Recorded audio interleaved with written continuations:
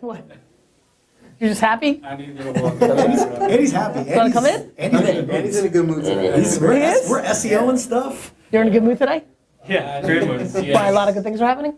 Yeah, getting shit done, making it happen. Seriously? That's why you're in a good mood? Yeah. That's nice. Yeah, not on my last game, but. Did you see that I, basically played with one arm? Yeah, you literally had one arm. I literally played, I really hurt myself lifting. Right now I'm on aspirin and I don't take medicine, so anything like ever, so I feel Is it okay. like right here? Yeah, it's That's the right worst. That happened to me. here. I literally thought I was like, dude, damn. It's right there, like, can you touch it? It just feels better. Like you pulled the muscles. But then you were fine from lifting? Yeah. And then you were fine next day? Yeah, like 2 days. Yeah, I think I'm hoping that's the case. All right. Right here. Gary, I got a question for you. Why are so many people? Oh, I don't need to see him. I'm just gonna go. Okay. Ready? You just gonna go. Yep, 110? Yeah. No. And action.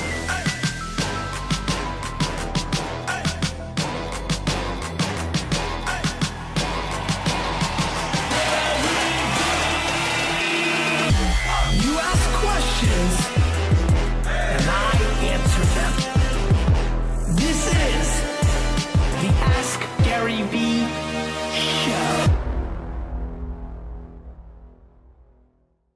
On this episode, we talk about why people are scared about Snapchat, we talk ego, and I talk to my future grandchildren. Hey everybody, this is Gary Vaynerchuk, and this is episode 110 of the Ask Gary V Show. I'm in a very, very good mood because Andy's in a good mood. He just came in. Andy's in a very good mood. Holy crap, did you get your head bumped into? Yeah, Taggart. Like crushed me. zone it in here. This is from basketball this morning. It's amazing. Was that on the last play that ended the that was game? game point. You won the game on that play. I'm impressed with you. I like Andy. AJ got married this weekend. It was tremendous. That was massively enjoyable. One of the best weekends of my entire life. I'm in good spirits. There's a ton of good stuff going on with business. I'm extremely fired up for the Ask Gary V show and the podcast. You've been noticing, if you're paying attention, over the last 2 or 3 days, I've been really pushing the podcast. I've decided that I want to shoot up the rankings on the iTunes score. Number 14 today? 13 in the business section. I want to be number 1. But Ferris is going to own that. He's like all in. And the video siphons. I noticed in a lot of the comments, people are going to the video because I get it. Super attractive, very charismatic on video. I get that, but really want to give a huge shout out to everybody who's listening right now in a commute, and more importantly, Vayner Nation, serious right hook alert. D-Rock, do something, right hook alert, like make something so I can start doing that more often. Vayner Nation, serious right hook alert. Even if you're not gonna listen to it, I'll take the download because I'm hacking. I want to shoot up the ranks because the discovery for people seeing me who don't know who I am, which is, believe it or not, 99% of the world, is an opportunity there, and so I'm enjoying that. I'm also very seriously considering answering a unique question every single episode exclusively to the podcast first. It'd be good because for the people, then they don't have to listen through the whole thing, so maybe we do it first. Maybe I start the show with like, maybe even before the intro, D-Rock, I'm like, here's the exclusive answer. This way for the people that are really hardcore, that want to hear every goddamn answer, they can just listen to that part on the podcast and then move on with their merry way if they're video watching. So a little hacking going on my end. My Instagram game is up, 106,000 followers right now. Serious, excited about that. And just really fired up about the show, really enjoying the process. You guys know I love the journey. So many new fans popping up because of this show. And that's super humbling and I appreciate it. So big shout out, leave in the comments on YouTube and Facebook if you are somebody who just discovered my content in the last 6 months or less. I'd like to triple down on my thank yous and appreciation. And all you OGs, you know how much love I have for you, but would love to give a little emoji high five to some new peeps. Stunwin, let's get into the show. Indy on vacation.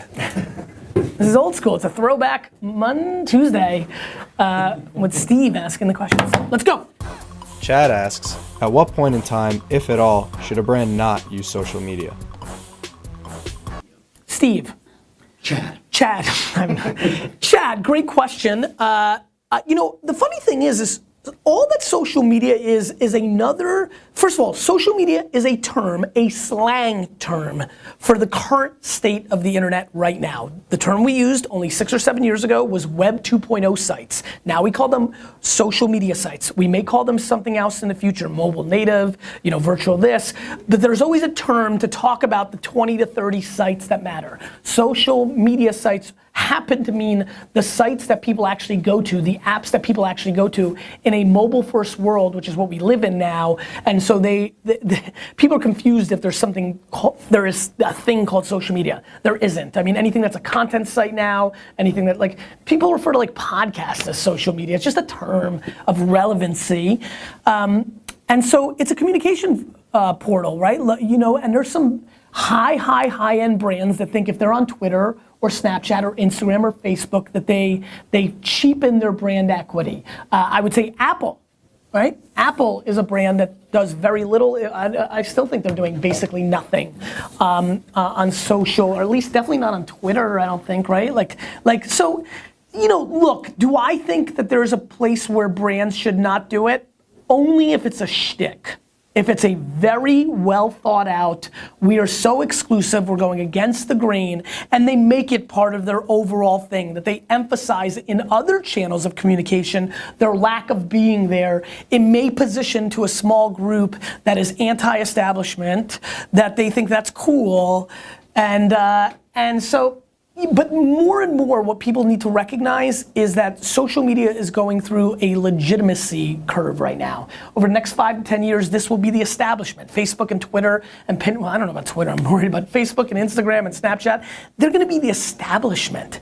It's like banner ads or the internet itself. It's just gonna be the establishment, my friends. And so I think eventually that's going to run out. It's if you wanna sell something, you need to be able to communicate to the world. And if everybody's eyes and ears are in a certain place called the internet, I think you need to be there. And I think you have a tough argument to justify the upside versus the downside of not communicating in the portals where people are living.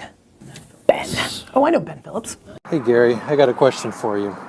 Why are so many people scared of Snapchat, especially in the marketing field? A lot of them say they don't understand it, but I feel like that's a cop-out. What do you think? Ben, I think it's ironic that you wore a yellow shirt when you asked that question. I wonder if that was strategic, if it was a big daps to you. Also enjoying the beard and the glasses look. You look really legit. I think that people are not practitioners. I would argue that 95% of people in marketing, 95% of people in marketing at digital and social agencies on the brands and the business sides actually don't know how Snapchat works. Actually have never went through all 4 screens of Snapchat, to the left, to the right, twice, and the camera itself. Literally have not done that. Literally. I would argue that 70% of marketers have never touched one of the Discover tabs on Snapchat because they are just not practitioners. And Snapchat has a context and a cadence and a system that is not native to a lot of people because it's left to right, not up and down like all the other apps. And so there's some learning. Like it actually takes 4 to 5 minutes of thought and energy to really understand how Snapchat works if you've never used it before. And that's about 4 to 5 minutes worth of actual practitionership that most people don't apply. They like to headline read that the kids send sex pictures to each other, and they like to be old white men even if they're not old white men, right? Plenty of 23-year-old Hispanic women acting like old white men because they're not practitioner. Slang term old white men to like you suck shit. Like you're not putting in the work, you're tired, you're not innovating, you stink. You stink, you stink. And so why do I think people are scared of Snapchat? Because they stink. Because most people suck at marketing. Most people just want to do what they've already known. They don't evolve. I wake up every morning of my life trying to put myself out of business. Because it's a lot better to do that than have somebody else do it for me. And that's how I live, and that's how I'm gonna live until I'm an old white man acting like a 14-year-old chick, right? Because that's just the way I'm gonna roll. And so as you can see, I got a little excited on this answer because it strikes a real nerve to what's actually happening in society. Because as we are living through the second industrial revolution, the real culture shift of the last half century, this internet thing, getting to maturity with mobile devices at scale, computing on our fingertips at all times at scale, the whole kit and caboodle, society, the whole thing, everyone, all of us, everyone. when that hits, and that's here, and it's starting to really hit, everything changes forever. Everything. Everything. Marketing just happens to be the part that I'm most interested in talking about. God damn. Episode 110, old white guys suck. Mike wants to know, are you building an ecosystem or an ecosystem? Michael, this is a great, great question, and I think the answer is both. I think the true answer is both. I think that I've created a infrastructure of free content and interaction and organization that has created an ecosystem. It's super hard to argue. I mean, wait till Crushed It comes out. The book that follows the 400 people, which is 400 of the 4,000 people that read Crush It and their lives changed. Go read the comments in the Facebook posts and in the Instagram posts around this show of people literally in the last 30 days, because I'm reading them all, just talking about how weird, watching 100 episodes of this has changed their life. They make more money, real life stuff. So that's an ecosystem. On the flip side, it's very centered around a human being, right? Me. And that's an ego-system. So I think the answer is both.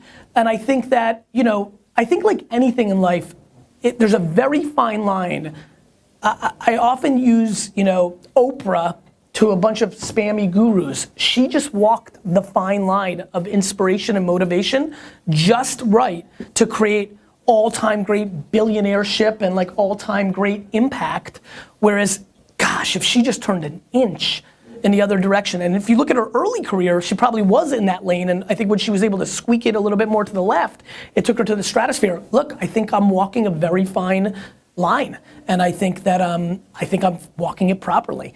And I think I believe that because I just clearly know myself best and know my motivations, and I think that if you were to intimately look under the hood of my actions and career, you would see all the dollars I'm leaving on the table, which I think usually tend to be the motivator that forces people to get on the wrong side of the road of this ego system that you talk about. And so I think the answer is both. I very much thrive off the attention, the pressure, the admiration, the trolling and hating. It's all part of it. And I think I'm capable and have broad enough shoulders and puffy enough chests to be able to deal with it. And so the answer is both. And I think done right, done properly by all standards of a 7-person jury, I think it's the way to pull off great legacy, and that's what I'm trying to do. What do you think, Steve? I agree. Seriously? Yeah. Good. All right. Thanks. Andrew wants to know, do you see skill sharing and teaching people skills as an alternative to education coming up in the sharing economy? Andrew, I do. Very simply, the answer is yes. Very simply, I believe the internet is going to squeeze everything in the middle that doesn't provide value out of business over a 100-year period. And so everything's in the middle, really, between you and a thing. And the education system is in the middle between you and actually having the next chapter of your life in play, monetizing, if you really think about it. At its grand scheme, you go to school, in theory, historically, the way it's been thought of, to set you up to monetize your thing. I mean, as we know, so many people go through the schooling and then realize they don't want to be a lawyer or a doctor or whatever they've been learning to do, and they reset and they go into the open market. I think that needs to be thought about. I think that needs to really be thought about, and we've never lived in a time where, I mean, look, guys, at 30 years old, I began the first seed of thought that I should speak to the world about something. That happened to be wine at the time.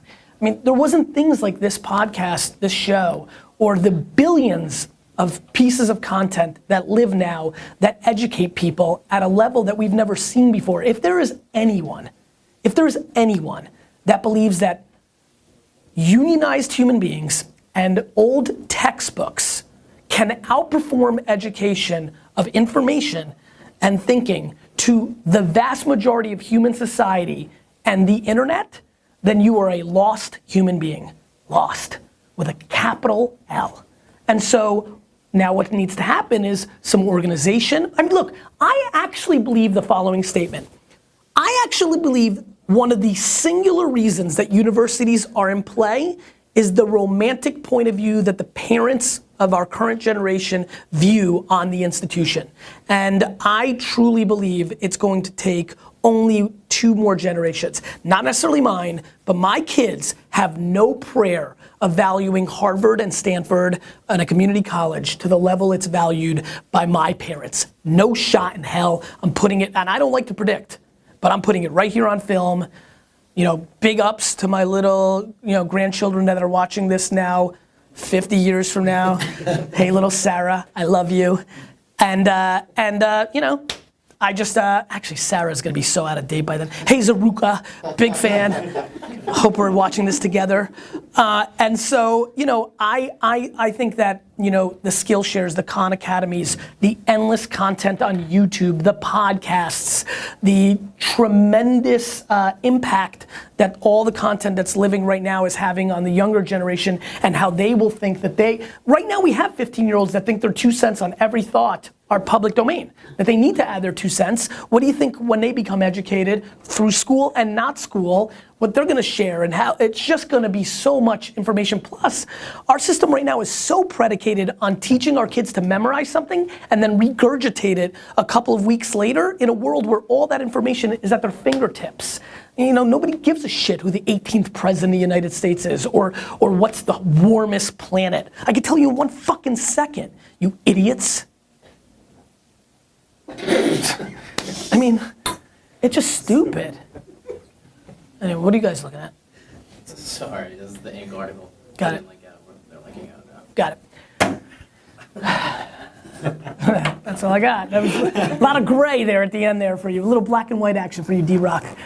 Question of the day. I'm actually curious about this, so answer quickly because I know this is going in motion right now. Do you think that the Warriors hold on and win the championship, or do you think LeBron pulls off historic Game 6 and Game 7 victories? I want to see in the comments who's going to close out this NBA Finals. I'm curious. Also, part B, did you sign up for the podcast? Yes or no? Put a number 2 in the comment section and say yes or no. You keep asking questions, I'll keep answering them. Podcast question? Yes, let's do it. Pull up Find a something. random one. You can just go to Wait a minute, Twitter. actually, how about the 5th question that we didn't ask during the show? There's a 5th question? Yeah. You were running long, so I just figured. Got it. Yeah, all right, ready? Should we do the 5th and just plug it in? No, that'd be, you know what? Gray this whole thing, D-Rock. No, actually, don't gray it. Play it anyway, you know what I mean. And then let's do this 5th question for the podcast. Ready? You're just gonna do the audio? Cool. Volker asks,